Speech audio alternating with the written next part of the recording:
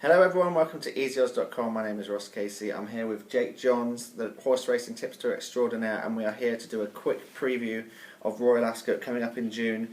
5-day festival. Looking forward to it, Jake? Really looking forward to it, of course. Absolutely, and here at Easy Odds we'll have the best odds available on both desktop, through our mobile site, and excitingly, Jake, we're going to have a Royal Ascot app including tips from yourself truly. Yep. So make sure that you download that once it becomes available. But let's get things started here.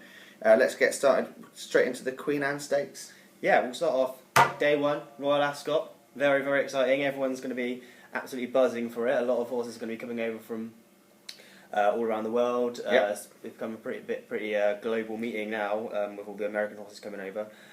Queen Anne Stakes, obviously Solo. This is going to be his target, the mile horse's target. It's been unbelievably consistent. 10 wins in a row now, which is obviously incredible for any horse. I don't think he really gets the respect he deserves, to be honest. I mean, 10 wins in a row, including many Group 1s.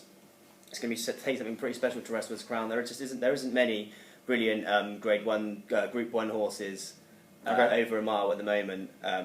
No standout, fantastic, celebration of Frankel types anyway. But there is this horse from America, a mare called Tepin, filly.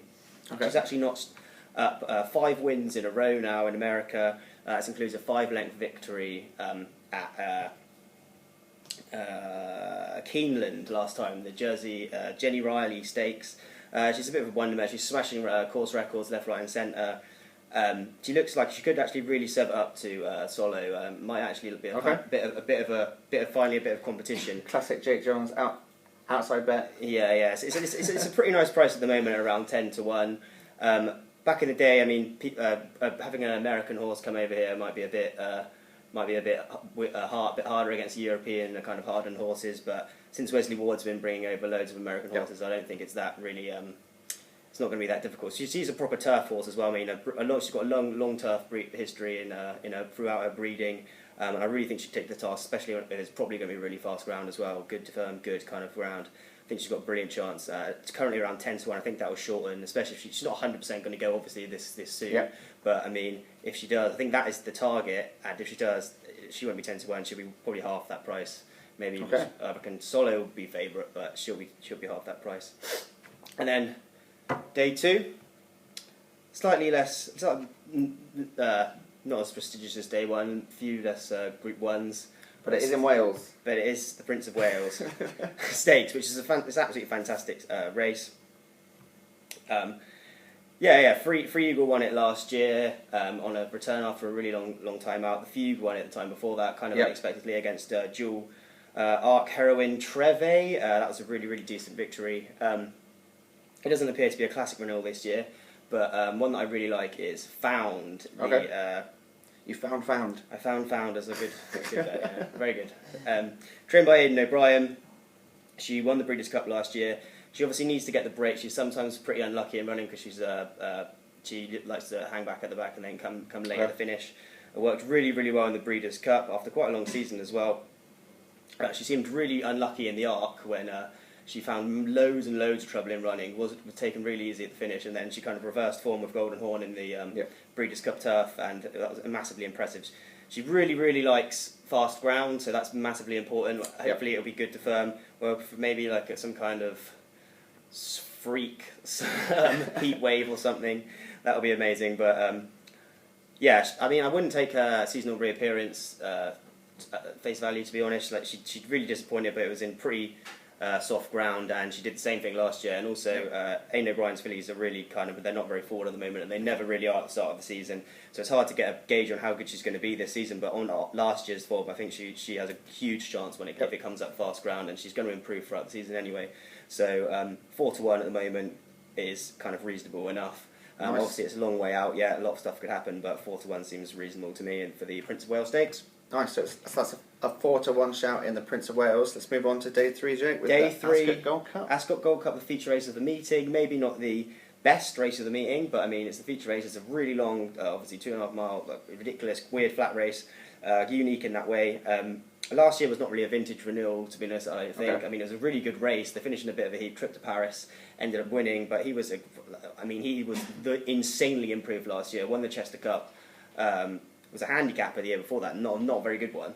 Okay. And it was crazy how much he improved, but I'm not sure that was the best renewal. One I really like for the race is actually trained by Willie Mullins, surprisingly, owned by Rich Ritchie. Max Dynamite, they've been going on about this horse for the big flat races since the start of this National Hunt season. In a lot of interviews, Rich Ritchie was really excited about taking him over back to Australia for the Melbourne Cup and back into the Ascot Gold Cup. I think he has a huge chance. He will go on the good ground.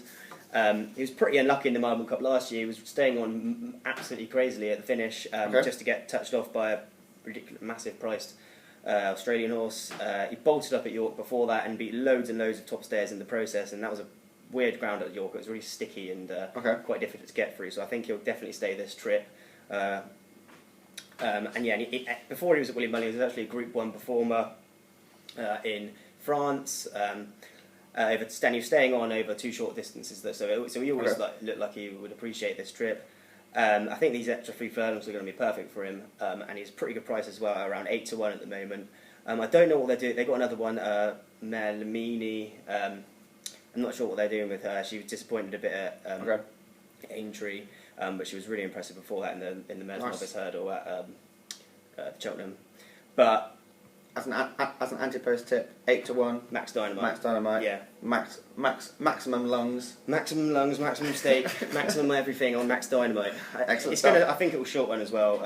If that is the route that I think that they're going to take, and I think it will be. I think it will short one.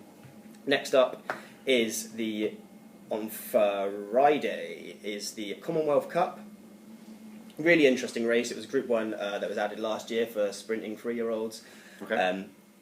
It was a really good race actually last year as well, and one that I fancy at quite a big price at the moment is Buratino, trained by Mark Johnston.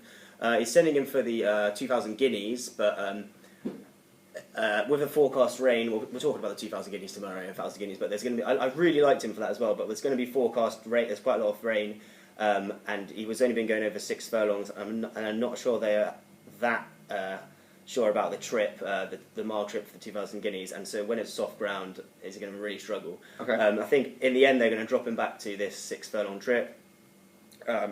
He had a really long season as a 2-year-old, but he was absolutely fantastic at the start of the year. I mean, everyone thought he was going to be champion 2-year-old. He actually beat Air Force Blue, who's going to be the best, 2-year-old of the last 10 years or whatever.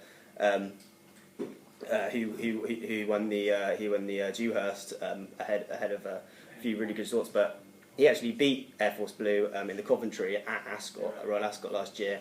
He was really unbelievably impressive then. He was unbelievably impressive in his race before that as well at Epsom. So good fast ground, 6 furlongs. I think it's going to be perfect for him. I thought he was pretty impressive. He had a racecourse gallop at Newmarket at the Craven meeting. I think that was pretty impressive. For me, anyway, I think he's a 6 furlong horse. I think he'll be brilliant at this kind of trip in the future. And he's actually around 16 to 1 at the moment. So each way, I'll be going in on that. Absolutely. And the phone's already ringing for the tips coming in. Yeah. Can I get 16? Can I have 50 quid on Max Dynamite? That's what Jake does. He entices people into these betting, and then they lose. I know they don't. They always win.